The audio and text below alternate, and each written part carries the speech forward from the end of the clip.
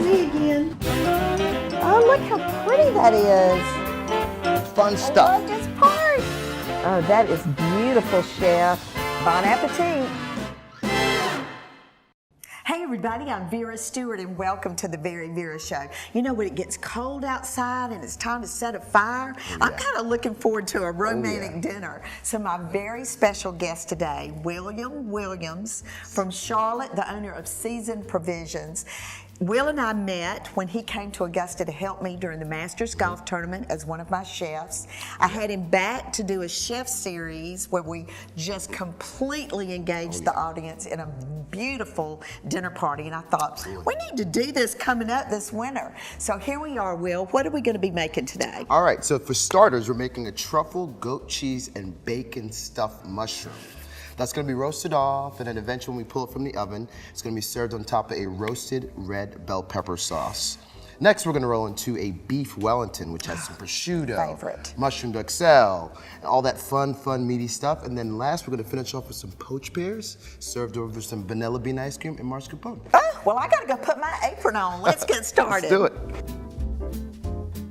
Okay, Will, I'm ready to get started on those truffle, goat cheese, and bacon stuffed mushrooms. So where do we begin? So first up, you want to get you some mushrooms. So the way I do is I take out the little core inside, and then the way I clean my mushrooms, I peel from the inside. So I'm peeling each layer back, trying to get that nice, clean outer layer to give that a fresh look for your friends and your family during your appetizers, you know? Is this a competition, Will? This is a competition. I'm not sure how you're doing right now, but hey, here we are. All right, so once you get it cleaned, you want to make sure the bottom portion, because this is going into the oven, is sliced like a nice flat layer in the bottom. Oh, so it's not rolling all over the sheet pan. Exactly, that's the idea behind it. Or even on the plate if you're passing this as an hors d'oeuvre. Exactly, as an hors d'oeuvre. So once that's sliced, now you know it doesn't move around. Okay. So now we can start working on our actual mix here. So first we have here is our goat cheese. You keep working on that while I'm doing this. I will. Goat cheese there. And you just let that come to room temperature? Yeah, I let that come to room temperature because it's easy to work with when you're getting ready to start mixing this ingredients in. I love goat cheese. So this is the goat cheese. Then we have some bacon. We actually cooked ahead of time. So your party, you can cook this bacon ahead of time. Some people actually buy store-bought bacon, but I like cooking my bacon. I know it. So I get that chopped up to like a nice fine dice. Add that in. Okay. All right, next I want to add some granulated garlic, or you can add fresh garlic, but you know, it's totally up to you. Next we have this is supposed to be romantic. It is supposed to be romantic. You know, you want garlic. to be no. I'm just kidding. So next we have onions. Look at that. So some green onions. You can rough chop this however you like, because at the end of the day, this is going to be mixed together and it's going to be baked off. So the image doesn't have to, it's not have to be perfect. All right. The last one we want to add is some truffle oil. Yes. This is the fun stuff. Oh yeah, pecan ridge is hooking it up right now. So what we want to do is get that all mixed up. And so once we have this all well and incorporated, what we want to do is start stuffing the actual mushroom. I'm gonna cut that little piece off the bottom of mine. You got to make sure it's cut off because you don't want it rolling around the oven, Vera. I know. You don't want it to happen like that. All right, so now you have it well incorporated. There's not many ingredients, so you can get this done rather quickly. It's so attractive. Yeah, see the colors, everything about it looks cool. So you can either use a spoon, or you can have a little flat paddle here, and kind of just form it in there. It doesn't matter how it looks because it's going to be baked off. Just a little bit in there. I love it. And then you have a little. Okay, and then so you just I'm gonna do this. Absolutely. So next we got to get the sauce going. So while you get that going, we'll get this going. So early during the show, we had some roasted bell peppers, some scallions, some garlic we roasted off, and then we took the bell peppers and put them inside of a bowl and covered it with plastic wrap. Okay. The reason why I did that, because immediately after it comes out of the oven, it's still gonna have that warm temperature, and so the skin actually starts to peel off. Oh, yeah. Look how easy that is, y'all. Now, you know what? That is That's incredible. what we used to do to our peppers that went in our pimento cheese Exactly. at VeryVera back in the day. Because nobody wants skin in their peppers. Know. So, next, I actually went ahead and did a bunch of them earlier, so we're gonna get started by getting these ingredients put. Am I doing that right? You are doing a great job. Yay. Great job. So we wanna add our bell peppers in. Just dump them right in. And then we have some Worcestershire. Get it in there for some extra flavor. Then, of course, all of our onions and our garlic in there. And this can be a passed appetizer or it can be plated. Absolutely, it can be plated. And the funny part about it is some people can actually prep this the day before. So you can get this all prepped, put it in the refrigerator the day before, and get it ready to go. That's a great idea. Sounds good there, right? All right, so once we have all of our ingredients incorporated in our blender, We'll get that covered up. And the idea behind this sauce is we don't want it to be too light, we don't want it to be too thick. Right. So in a sense, we'll put on a puree, probably around 8 or 7. And okay, well, I'm going to let you get that going because Absolutely. we are going to move down the counter after the break and get started on those individual beef Wellingtons that are scrumptious. You're going to be so fancy. Oh, yeah. Okay, you know so it. come back with us in just a few minutes.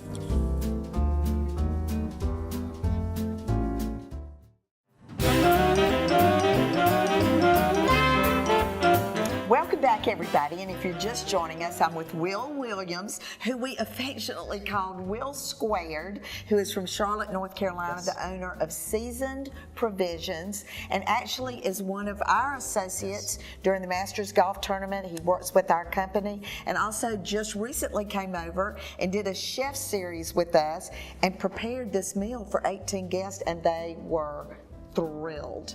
All right, so let's get started on this beef Wellington. Awesome. So this kind of style we're doing today, we're going to do individual beef Wellingtons. So what we did first earlier was we seasoned with a little salt and pepper. Obviously, we pat and dried it first, seasoned salt and pepper. Then we got some olive oil in a pan over some medium to high heat.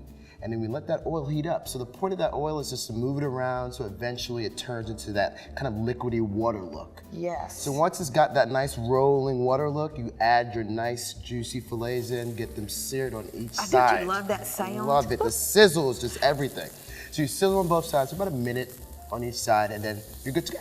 Okay. And then you let them rest. So basically all you're doing is just holding in the juices because the rest of this is going to be baked off in the oven. You got it, because you don't want to overcook it, because it's going to be finished in the oven. So remember that. Do not overcook. Awesome. So the next step is what we want to do is gather the filet, the one you had resting and seared off earlier, and we're going to get it brushed with some mustard. So some people use yellow mustard. Today I'm going to use some Dijon mustard rather, and get that coated nice and evenly around the sides. And now what's the purpose of that? The purpose of this is just to create kind of a binding agent, to kind of get the flavors all together as I add the rest of the ingredients for this dish. And doesn't mustard kind of pull the natural It does. Flavor of the beef? It just enhances the dish wholeheartedly. So the next step is we have our prosciutto, which is some aged ham. So what we want to do is pretty much layer this over our phyllo dough. So let's talk about that for a second. The dough we used here for this, we can buy it from the store, Harris Teeter, any local grocery store you can find. It's in the frozen foods. Frozen foods. So the idea with this, you want to make sure it's easy to work with. So I took this out about an hour before I started working with it. But you know, Will, I told you that I could put my hands on it and I could get it pliable just from my body temperature. Or if you have a Vera around, she can do that. Dinner. So really you don't want to overdo it with the prosciutto, so just lay it around so when you're getting ready to place your duxelle, you have a platform. Right. So the next thing we have going is our duxelle. So this is going to be a combination of mushrooms that we've actually robocued in a way or blended up in a way to get nice fine little chunks of mushrooms. Right. Then we added some sherry, we added some shallots, some butter, and cooked that down to where it turns into a paste. And then, of course, for aromatics, we add a little thyme, just add a little extra flavor. And this is where you and I kind of went back and forth because my beef Wellington has liver pate, and you're going, ugh. So this is a great alternative for those folks that would not like the flavor of 100%, because mainly it's the texture you're looking for, but the liver mush, it adds another level of flavor. Okay. All right, so next you want to do is get that mushroom duxelle spread evenly over that. So nice. So all that cooking down with the onions and the butter, if you could just hold that down for me, that'd be great. All right, so once we get that spread, you don't have to put a ton on this. It's just enough to get the prosciutto coated so the beef is ready to go. So you can place it back over for me. Absolutely. Great, thank you very much. So now the next part, I consider kind of the fun part of this ordeal, that pan-seared filet, you want to make sure it's placed perfectly in the middle there. And you just go wrap it up like a little baby. Oh, you know it, you know it. And so the thing about this, since the puff pastry is going to eventually grow in the oven, you don't want to over wrap the tighten on. Okay, now leave me some decoration. Oh, I'll leave you some decoration. So what I'm going to do is cut off a little extra on the side here. So you got a little extra dough here. Yes, this one I get to play. So she's going to work on some garnish for us. So it's typically you can actually egg wash it. I am going to trust my Wellington. It'll be just fine if I tuck it and give it a nice Y'all, little do you pocket. recognize how gourmet you are going to look when you make this dinner? Look at that, and it's wrapped perfectly in there. It's perfect. All right, so next what we're gonna do is get an egg wash on here. Okay, well let me throw these little. Oh yes, you want to get your Let me throw my little hearts. little hearts on there because Valentine's. It makes sense. Totally makes Romantic. sense. Okay, go ahead. All right, so grab the egg wash, just some eggs beaten up or egg beaters, whatever you like to use. And just for secure, I don't want to lose your hearts during the cooking process. Don't lose my heart. I don't want to Will. lose it. I don't want to lose it. So I got to give you a little something to keep it there. And the egg wash, purpose of that? Purpose of that is to get a nice little color while it's baking in Okay. the oven. And a trick about it is, once we seared it off earlier, once this dough starts getting a color, your filet is going to be right at like medium rare. Right, because puff pastry cooks at 400 degrees. Yes, ma'am. And that's where you're going to look for that golden brown, almost crusty, flaky look to that. Oh yeah, that's what you want. And don't be scared to add some more egg on there. You want it to be nice and a golden brown color. All right, so once that's perfectly brushed there, Okay, you can let grab me get that. all that out. We take our little baby beef Wellington Oh and place it on our baking sheet. And you can do about a 6 ounce for your female guest and 8 Exactly. ounce for a man. Exactly, Or 'cause vice versa. Depending on your eating habit. Okay, next, so we're going to get started on this kale, but we're going to have to do this during the break because we got to cut to a break. But in Vera's Corner today, with Valentine's Day coming up, you might be looking for those great ideas for your children's classroom. And then when we come back, we're going to get started on the poached pear, which is our dessert. So we'll keep getting busy, and you come back in just a minute.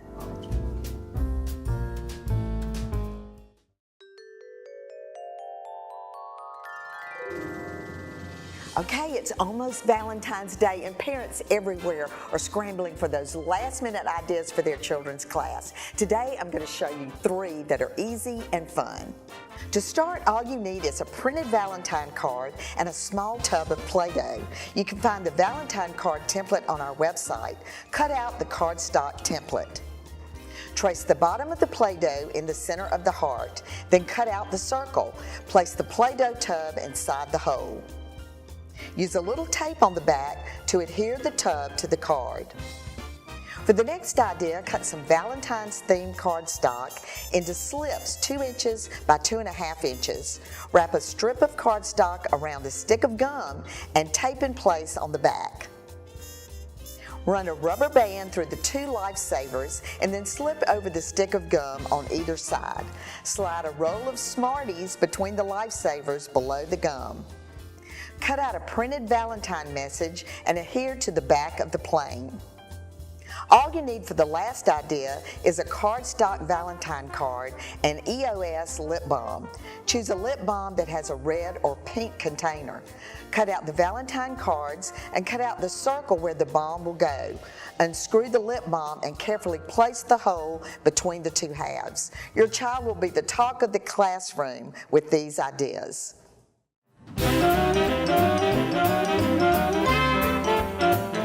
All right, we just keep being busy and we are working on this romantic dinner that would be great for 2, or even better if you want to have, maybe a couple of couples over and do something very gourmet. So we are going to learn how to poach pears. We are.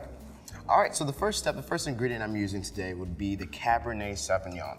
Ooh. So I get a nice medium-sized saucepan, depending on how many people you have coming over. Right. So I use about a full bottle of wine. Got that in there, mixed some cloves. So I got some cloves in there as well. Then I also took some sugar and got some granulated sugar and whisked that up a little bit to kind of get that all incorporated. Gosh, it smells and then, so good. In addition to that, for an extra kick, for citrus, I added some oranges. So I cut the oranges in half. I squeezed the orange juice into the actual poaching liquid, and then I dropped the oranges in. And in terms of choosing this as the dessert, what made you go this route? Oh, with pears, they're so much lighter. The flavor profile is different than apple. Everyone does apple this, apple that. Why not do pears? They're there. Let's give them some love. Well, and your entree is going to be kind of heavy. Exactly. And this is just a really nice dessert. Okay, so you're just watching me very carefully. Oh, yes. I'm with just this looking sharp out for you. knife, cutting this fruit. And Will, do you know that I have been cutting fruit every night for my husband for 27 years. Oh, wow. I mean, he gets a fruit bowl of that spoiled man every single night. So he needs to be cooking me this romantic dinner, right? Absolutely. So once the pears are peeled, because we don't want the pears to have a skin on it once we put them in the poaching liquid. So we get them nice peeled and looking all clean, stuff on the outside. Then we're gonna start coring the inside to get the seeds out, because I don't think anyone likes seeds and mixed in with their desserts. Maybe and if there's a little bruised portion, it really doesn't matter, right? No, because we'll be poaching it and all that'll be have a beautiful color. This is going to turn a pretty red. A nice red color, and that's what makes it exciting, because it's all the plating and everything all together in there. Okay, so look at that. I mean, the presentation on this is going to be great, because this is not going to fall apart. Exactly. All right, so now I can put so it now down you in the can liquid. be careful to drop it in, because the liquid will be a little warm, so we don't want to get any burns there. And take them for a swim. Take them for a swim. And we got 2 more coming your way. I love that. And it's okay if they start breaking. So if you notice, I went a little deep. It's okay if it breaks. Fine. Because no problem. if it happens that way, they get mixed up. Now what are we doing here with the marzipan? So marzipan, what we're gonna do is we're gonna whip that with a little bit of sugar. So I'm gonna start with about half. Oh, I love that marzipan cheese. Absolutely. So you just get in there and do a nice little mix. Keep playing with that a little bit and make it nice and light. It doesn't have to be super light, but it has to be nice and well mixed together. Okay, so this can be served warm, or it could be served chilled. Absolutely. So whatever you feel like your preference is, if it's maybe really, really cold outside, you might want to serve this with coffee. You might want to do it warm. Okay, so didn't you love the stuff we did in Vera's Corner today with the Valentine gifts? So much fun. That. So when we come back, we're going to show you how to plate all of this and present it in a very attractive fashion. So come back with us in just a few minutes.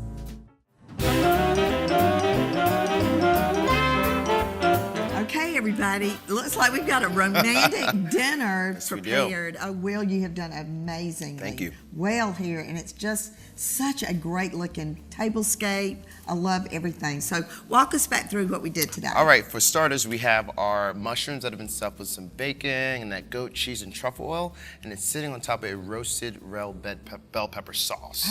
And then we garnish it with that herb oil we talked about earlier, and then we add a little next layer of scallion just to give it a little more green on the plate. Yes. Then we went into our beautiful Wellington, which was served over a bed of steamed or sauteed kale with some sun-dried tomatoes, because they kind of play on like a heart, kind of give you that little Valentine's Day feel. And we got that nice pink center for the filet. And on something like that, of course, you're kind of tempted to pull it out as soon as the crust starts getting really brown. You can still use your meat thermometer. And you can make the meat your own preference of temp. Totally, yeah. Okay. This one we have here is going to be our medium rare. Some people like the meat. Same, I'm on the same page. So the way we garnished is we took some sour cream and just got a little heart cookie cutter and just dipped it in and then made little hearts on the side. It doesn't have to be perfect, but the idea is for Valentine's Day. Absolutely. Then we are going to finish off with a red wine poached pear. And then we're going to serve it with vanilla ice cream, and then we're going to put some whipped mascarpone on top. And we whipped it up with some sugar, very simple, get a nice little loose consistency to it, and then garnish with some mint. Well, and I love the way the color of that pear just soaked up that wine. It's beautiful. And it doesn't take... And it's a light dessert. So, of course, we've brought in some camellias out of the yard. We've got a little wine going, a card. It's just beautiful. So, you know, obviously, these recipes will be on our website at VeryVera.com. Will's been nice enough to share those with us. But, you know, enough about all of that. We need to know more about you, Will. Yes. How did you get into this whole idea of being a chef? So the thing about it is my parents are from Jamaica and Trinidad, and we're big into cooking, having big plated dinners, and I was like, cooking looks like something fun I'd love to do. And it's like, there's so much creativity behind it. And I'm like, I think I want to do this for the rest of my life. So after that, I just started helping a lot more during any kind of major dinners like Christmas, Thanksgiving, birthday parties. While my grandfather's grilling, I'm jumping and trying to grill after he's grilling. So just things like that. It made me really, really enjoy the cooking process. Well, and you know, you've made some little points, even doing the family dinners, you know, they want that to be special and perfect. So getting involved there. So 100%. How have you gotten started towards all of these goals? So, I mean, just like, you know, a lot of people, I started Googling, like, what is there to do in this profession? I'm like, you know, I need to figure more out about this. So I started Googling, watching Food Network, of course, trying to mimic while they were plating, and then Chopped on it. I try to just make up random ingredients to see if I can make something out of it, and I really enjoyed that idea behind cooking. So I was like, I think I'm gonna start applying. So I applied to Johnson & Wales and a couple other schools, and that's all she wrote. Well, and that's actually how you and I met, through Yes. Johnson & Wales, when I reach out to them to acquire more chefs to help us during the Masters. So speak to that opportunity that you had with us. Oh my gosh, it was great. It was a very special experience because it's going through the Masters. The Masters are one of the biggest golfing experience in the world, I would understand. And just from the cooking, from the presenting it to these special clients, just great. Overall, just learning all the ingredients you gave us to use, and then we had to use the ingredients that we had from maybe the night before to make another. That's my favorite part. As Rookie yeah. of the Year, it was take the leftovers and make something amazing to serve as an appetizer the next night. Well, all the other chefs were using the leftovers from dinner to make the appetizer, and this guy got creative and used the grits that were left over from breakfast and prepared this beautiful appetizer with grits. Oh, yeah. You did that a number of times, and the photography that you did. And again, just taking this moment in your profile of your own portfolio to create things that would be attractive to you in the future. Yeah. Well, as far as favorite chefs, who would your favorite chefs be? I would have to say Marcus Samuelson. He practices a lot of Ethiopian cuisine, and I love the whole tablescapes he has, and it's just family style, rustic, and that's my style. So I really enjoy him a lot. He's very influential. And of course, VeryVera. Of course. And he helped us recently with the chef series. Yes, I did. That was just amazing. And if you want more information on that, go to the events part of our website. But, you know, Will, I cannot thank you enough for being part of this. You know, I always feel very fortunate to be able to reach out to young people like you that are passionate, eager to learn, that can take some of this old school information that I can provide, but showcase your own skills. Thank you for joining us. And for all of you, please, no matter what you do it in good taste and come back and join us next week.